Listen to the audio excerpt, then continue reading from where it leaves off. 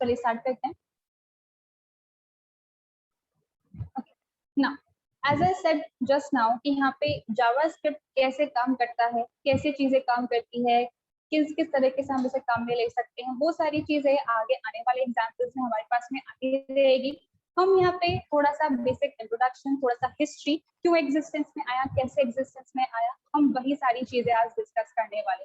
देखिए यहाँ पे मैं एक्चुअली में प्रोग्रामिंग लैंग्वेज कैसे डेवलप हुई है उसकी बात नहीं कर रही हूँ। मैं यहाँ पे बात कर रही हूँ 1980s और 1990s। ये हमारे पास में स्पेसिफिकली तब टाइम था जब हमारे पास में इंटरनेट और वर्ल्ड वाइड वेब बहुत ज्यादा डेवलप करे। देखिए इंटरनेट की अगर हम बात करते हैं तो इंटरनेट सिंपली है क्या, एक तरीके का नेटवर्क है जहाँ पे हम आपस में एक दूसरे से कम्युनिकेट कर सकते हैं। लेकिन इनिशियली जब इंटरनेट बनाया गया था तो वो आज के इंटरनेट से बहुत अलग है। सारी चीजें सबके लिए अवेलेबल नहीं थी, किसी भी तरीके का डायरेक्ट कम्युनिकेशन हम हर किसी इंसान से नहीं कर सकते थे। इंटरनेट एक प्राइवेट नेटवर्क था जिसे स्पेसिफिकली गवर्नमेंट के लिए बनाया गया था। तो लेट 1980s के अंदर यहाँ पे इंटरनेट को प्राइवेट के बजाय पब्लिकली एक्सेसिबल करवा दिया गया, पहली चीज।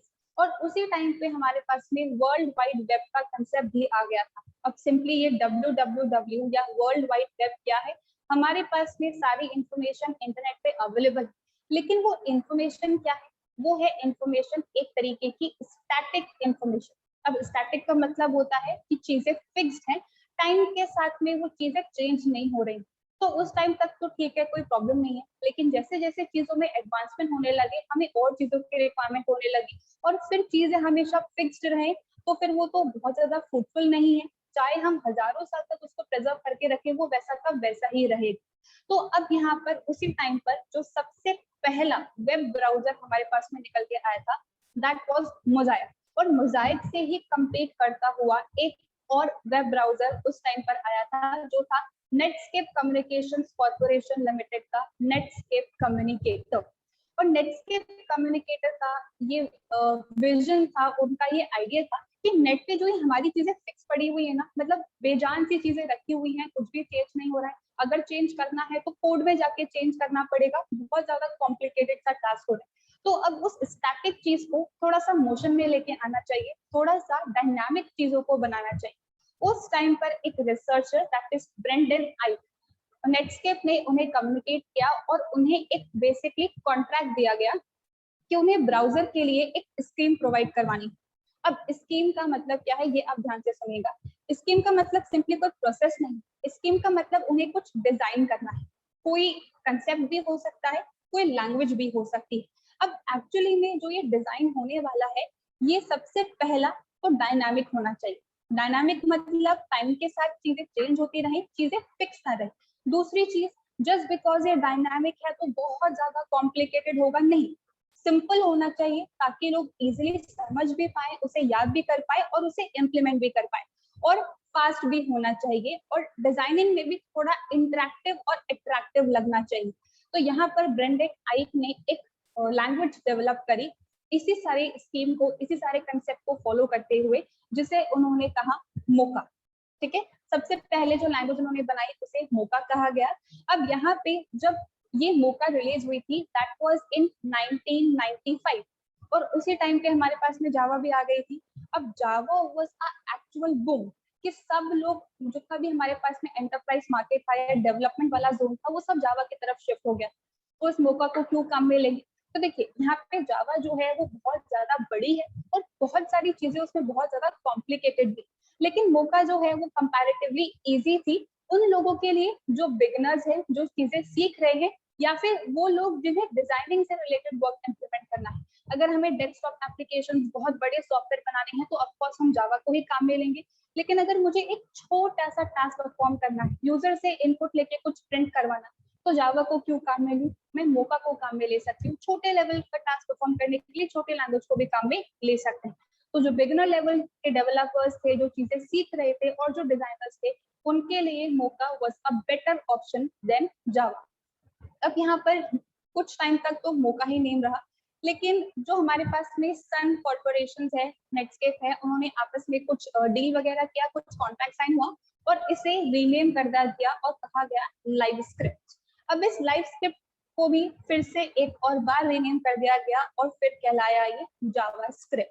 तो यहाँ पर मोका जो है अलग लैंग्वेज नहीं है, वो जावास्क्रिप्ट ही है। मोका से नेम चेंज होके लाइटस्क्रिप्ट, लाइटस्क्रिप्ट से नेम चेंज होके जावास्क्रिप्ट, और अब कुछ लोग जो है वो इसे एक्मा स्क्रिप्ट भी कहते हैं।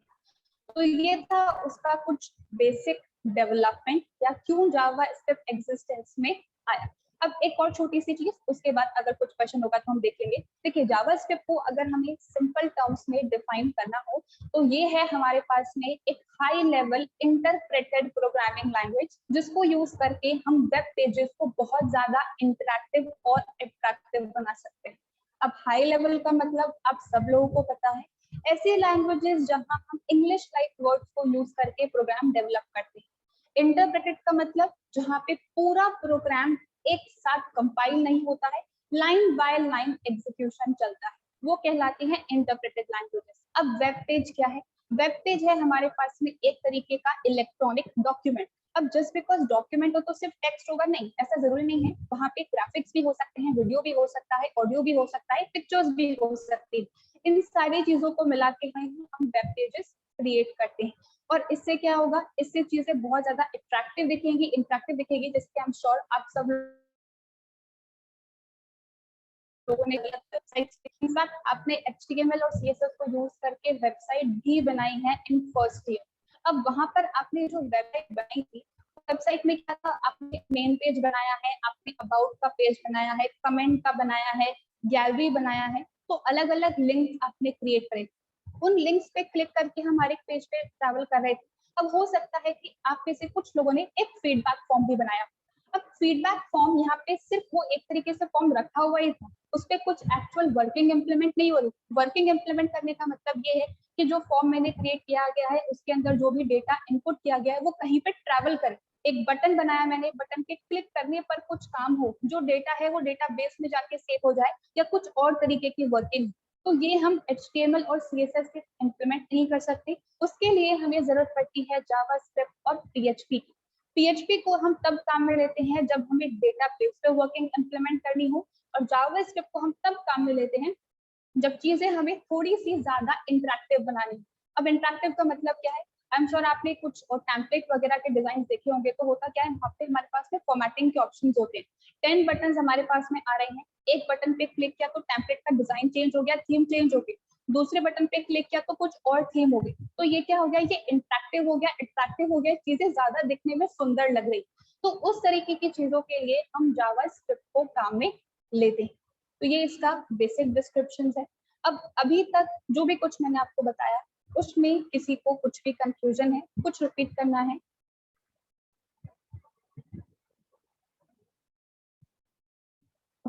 अब यहाँ पर इसकी डेफिनेशन तो मैंने आपको बता दी है कि जावास्क्रिप्ट एक्चुअली में होता क्या है और इसे क्यों काम में लेते हैं। अब यहाँ पे देखिए एक और टर्म आ रहा है, that is scripting language. JavaScript high level के साथ साथ एक तरीके की स्क्रिप्टिंग लैंग्वेज भी होती है। अब स्क्रिप्टिंग लैंग्वेज का मतलब क्या है, या स्क्रिप्टिंग प्रोग्रामिंग का मतलब क्या है? अब दो टर्मिनोलॉजी है, दो कैटेगरीज है। एक हमारे पास में प्रोग्रामिंग लैंग्वेजेस होती हैं और एक हमारे पास में होता है स्क्रिप्टिंग लैंग्वेजेस। प्रोग्रामिंग लैंग्वेजेस का मतलब वो प्रोग्राम्स जो एक साथ कंपाइल होते हैं, जैसा कि C++ या जावा के अंदर होता है। हम एक प्रोग्राम क्रिएट कर देते हैं, उसे सेव कर देते हैं, फिर कंपाइल करते हैं तो मशीन कोड या ऑब्जेक्ट कोड बनता है, और फिर हम उसे एग्जीक्यूट करते हैं। तो जहां पर सारा प्रोग्राम एक साथ कंबाइन होके एग्जीक्यूट होता है वो हमारी मेन प्रोग्रामिंग लैंग्वेजेस कहलाती हैं। लेकिन ऐसी लैंग्वेजेस जहाँ पे प्रोग्राम्स हमारे एक साथ नहीं बल्कि लाइन बाय लाइन एग्जीक्यूट हो, जैसे कि फॉर एग्जांपल मैंने एक प्रोग्राम बनाया मैसेज को प्रिंट करवाने का, उसके अंदर 10 लाइंस ऑफ कोड है, ठीक है, लाइन 1, लाइन 2, लाइन 3, लाइन 4, 5, 6, 7, 8, 9, 10, कुछ इस तरीके का एग्जीक्यूशन चलेगा। अब मान लेते हैं कि हमारे प्रोग्राम के अंदर 5th लाइन जो है उसमें कोई एक एरर है, तो क्या पूरे प्रोग्राम में एरर बताया जाएगा? नहीं, ऐसा नहीं होता। 1, 2, 3, 4 लाइन्स जो है वो तो सक्सेसफुली एग्जीक्यूट हो जाएगी, और 5th लाइन पे आके हमारा एग्जीक्यूशन कर्सर रुक जाएगा और बोला जाएगा इस एरर को ठीक करो। जब तक आप उस एरर को ठीक नहीं कर लेते तब तक एग्जीक्यूशन कर्सर आगे नहीं बढ़ेगा। तो ऐसे प्रोग्राम जहाँ पे लाइन बाय लाइन एग्जीक्यूशन चलता है, उन प्रोग्राम्स को हम स्क्रिप्ट्स कहते हैं, और उन लैंग्वेजेस को, जिन लैंग्वेज को यूज करके वो प्रोग्राम डेवलप किया गया है, वो स्क्रिप्टिंग लैंग्वेजेस कहलाती है। अब स्क्रिप्टिंग लैंग्वेजेस को भी दो कैटेगरीज में डिवाइड किया गया है, client side and server side. अब क्लाइंट क्या है और सर्वर क्या है? क्लाइंट का सिंपल मतलब है यूजर, आप और मैं। सपोज मैंने गूगल ओपन किया और मैंने उस पर कुछ कीवर्ड टाइप किया, सपोज iPhone 12, मैंने कुछ फोन का नाम लिख दिया और उसको सर्च किया। तो यहाँ पे ब्राउजर पे कुछ भी चीज जो सर्च कर रहा है, वो जो सिस्टम पे सारी सर्चिंग हो रही है, वो क्लाइंट कहलाता है। और जहां से उस सर्चिंग का आंसर हमारे पास में निकल के आ रहा है, वो कहलाता है हमारा सर्वर। तो जब हमारे सिस्टम पे ही हम प्रोग्राम डेवलप करते हैं और वहीं पे एग्जीक्यूशन होके वहीं पे आउटपुट डिस्प्ले होता है, तो वो कहलाता है क्लाइंट साइड स्क्रिप्टिंग लैंग्वेजेस। अब इसके कुछ एग्जांपल्स हैं हमारे पास में, जैसे कि जावास्क्रिप्ट या फिर वीबी स्क्रिप्ट। सर्वर साइड स्क्रिप्टिंग क्या होती है? प्रोग्राम्स हमारे सिस्टम पर नहीं, प्रोग्राम हमने सर्वर पर बना के रखे हुए। किसी भी तरीके की रिक्वायरमेंट होगी तो मैं रिक्वेस्ट करूंगी कि एबीसी प्रोग्राम को एग्जीक्यूट करो, तो सर्वर उस प्रोग्राम को एग्जीक्यूट करके सिर्फ रिजल्ट हमें डिस्प्ले करेगा। हम उस फाइल में किसी भी तरीके का मॉडिफिकेशन नहीं कर पाएंगे। तो जब सर्वर सारी वर्किंग इंप्लीमेंट करता है, तो वो कहलाता है सर्वर साइड स्क्रिप्टिंग लैंग्वेज, जिसके कुछ कॉमन एग्जांपल्स हैं, जैसे कि PHP, रूबी, गो। इनफैक्ट अगर हम पाइथन में भी स्क्रिप्ट्स डेवलप करते हैं तो वो भी सर्वर साइड स्क्रिप्टिंग ही कहलाती। लास्ट ईयर पाइथन के अंदर हमने नेटवर्किंग वाला पार्ट इंप्लीमेंट किया था, जहाँ पे 2-वे कम्युनिकेशन के प्रोग्राम्स क्रिएट करे थे, क्लाइंट सर्वर वाला पार्ट इंप्लीमेंट किया था, तो वो सर्वर साइड स्क्रिप्टिंग ही है। तो अगर आपसे क्वेश्चन पूछा जाएगा जावास्क्रिप्ट क्या है, तो सिर्फ हाई लेवल नहीं, high level interpreted client side scripting language, जिसको यूज करके वेब पेजेस बना सकते हैं। कंप्लीट डेफिनेशन आपको लिख के आनी। कभी कभी क्लाइंट साइड और सर्वर साइड के बीच में डिफरेंस भी पूछ लिया जाता है, तो जो जो टर्म्स मैंने आपको बताए हैं, जो डिफरेंस बताया है, वही आपको याद करना है। आई होप तीनों टर्म्स और एग्जाम्पल्स में आपको एक्सप्लेन कर पाई हूँ कि कैसे काम कर रहा है।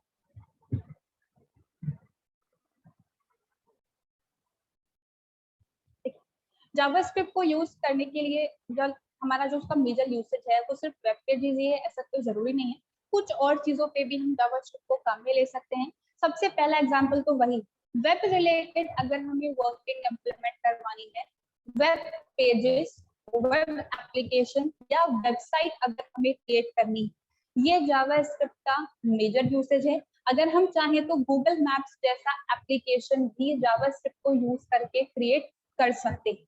सेकेंड जो यहाँ पे इसका यूसेज है, वो है स्मार्ट वॉचेस। एक जावास्क्रिप्ट का एक फ्रेमवर्क आता है pebble.js नाम का, उसको यूज करके वो स्मार्ट वॉच में कुछ वर्किंग इम्प्लीमेंट करता है। तो हम चाहें तो स्मार्ट वॉचेस में भी जावास्क्रिप्ट को काम में ले सकते हैं।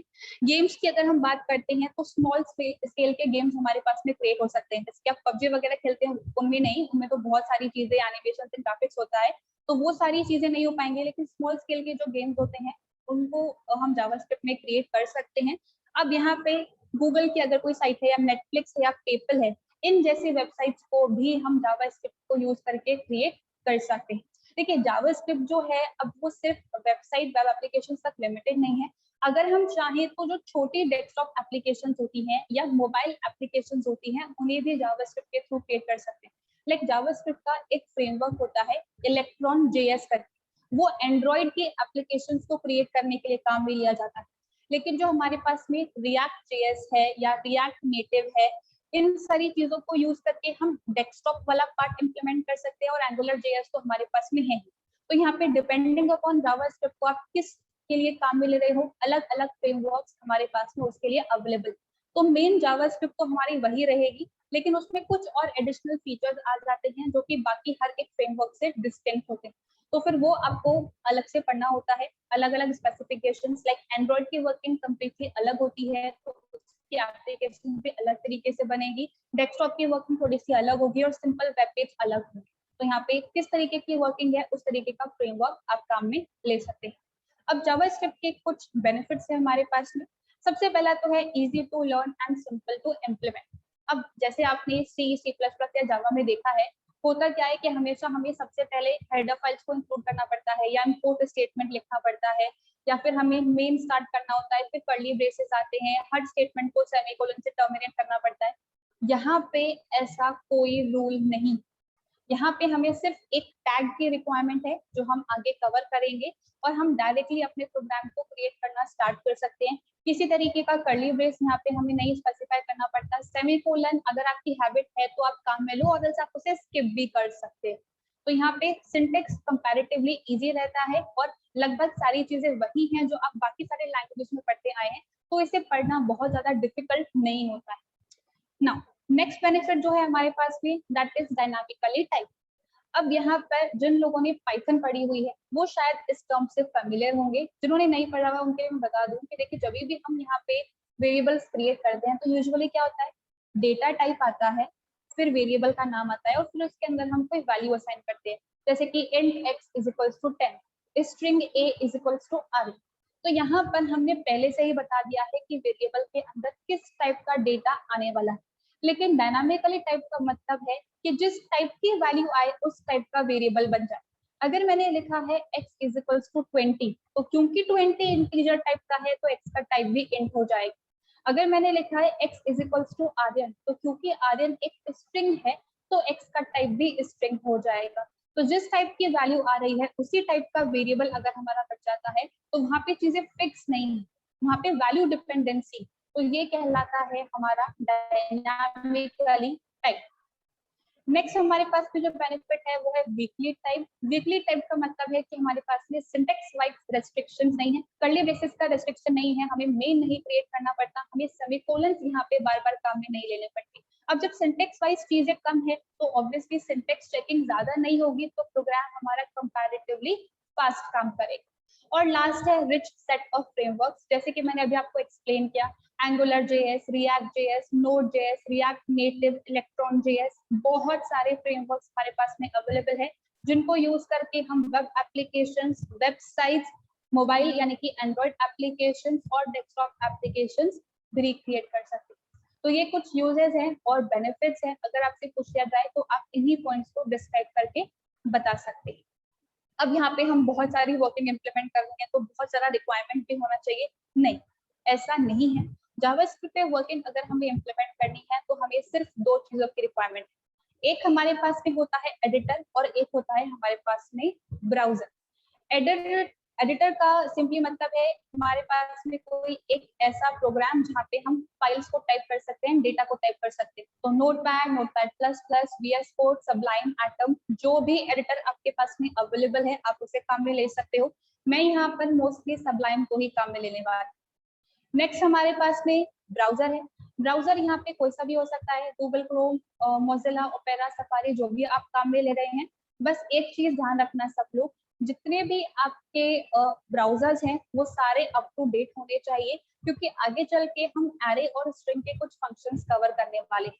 अब उन फंक्शंस में कुछ फंक्शंस नए हैं जो नए वर्जन्स के साथ में सपोर्टेड है, तो अगर आपका ब्राउजर पुराना होगा तो फंक्शंस का आउटपुट विजिबल नहीं होगा, प्रोग्राम में एरर नहीं आएगी पर उन फंक्शंस का कोई आउटपुट भी नहीं आएगा। तो एक बार सब लोग अपने अपने ब्राउजर्स जो हैं उन्हें अपडेट कर लेना, बस इसके अलावा हमें किसी और चीज की कोई रिक्वायरमेंट नहीं।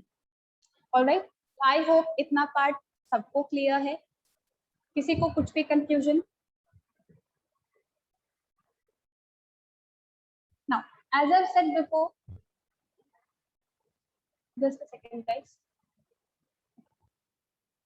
ना देखिए, जितनी भी हमारे पास में स्क्रिप्टिंग लैंग्वेजेस है, चाहे हम जावास्क्रिप्ट की बात करें या VB स्क्रिप्ट की बात करें, मैं specifically client side scripting languages की बात कर रही हूँ।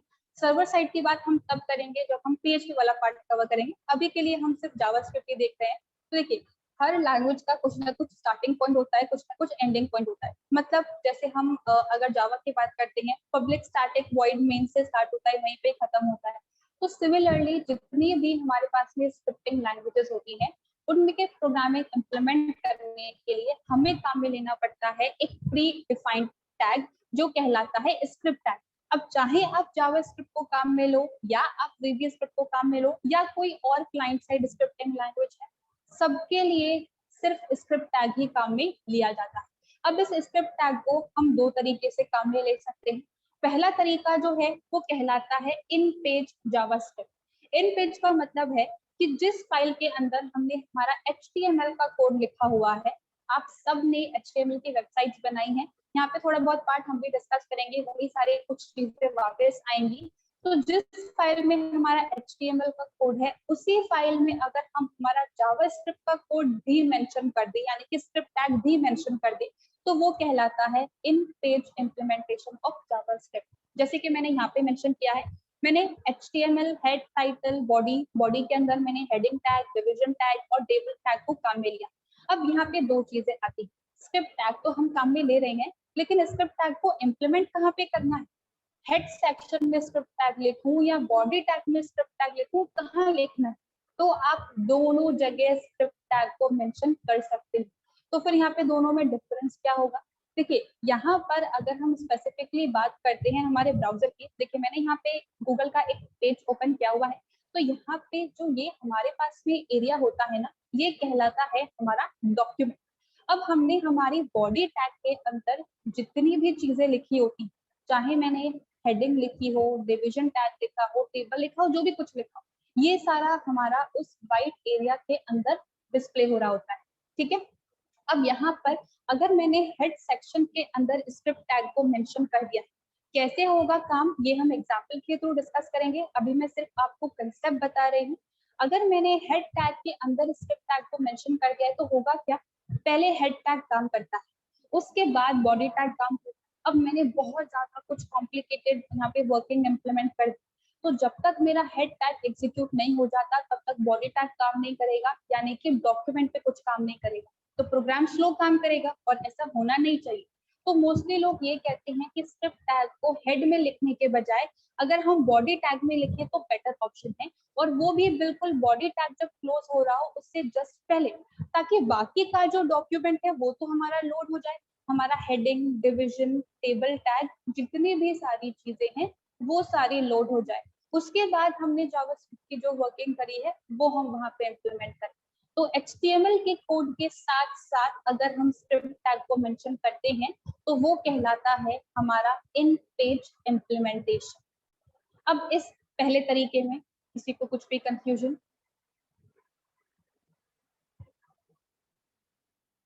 फर्स्ट पार्ट मैंने आपको बता दिया है, इन पेज इम्प्लीमेंटेशन।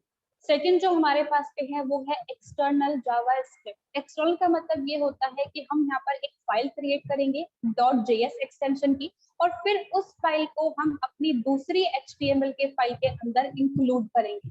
जैसे कि हमने पाइथन के अंदर मॉड्यूल्स क्रिएट करी थी, एक मेन मॉड्यूल था, फिर दूसरे प्रोग्राम में उसे इंक्लूड किया था, तो सिमिलर कंसेप्ट यहाँ पे हो सकता है, वो कहलाता है एक्सटर्नल इम्प्लीमेंटेशन ऑफ जावास्क्रिप्ट। अब ये दोनों चीजें कैसे होती हैं, ये हम कल एग्जाम्पल के साथ में डिस्कस करेंगे। अभी तक का जितना भी डेटा मैंने डिस्कस किया है वो सारा मैं आपको फॉरवर्ड कर दूंगी, और अभी किसी को कुछ कंफ्यूजन है तो आप पूछ सकते हैं। आज के लिए इतना ही रखते हैं। Okay guys, thank you everyone.